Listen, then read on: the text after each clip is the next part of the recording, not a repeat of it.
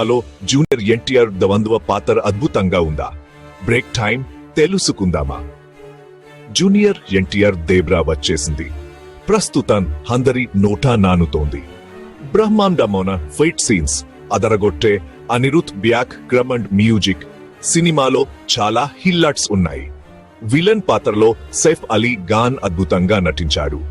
ఆయన నటనలో తీవ్రత, హైన్ కలిగించేలా ఉంది. అలాగే క్లైమాక్స్ ట్విస్ట్ హో సర్ప్రైజ్ కి సిద్ధంగా ఉండండి. కానీ అంతా సాఫీగా సాగలేదు.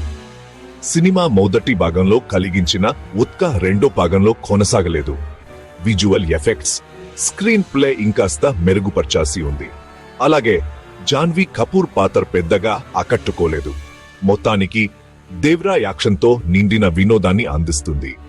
కానీ కొన్ని విషయాల్లో వెనబడింది. మా దగ్గర నుండి ఈ సినిమాకు హాష్లో రేటింగ్.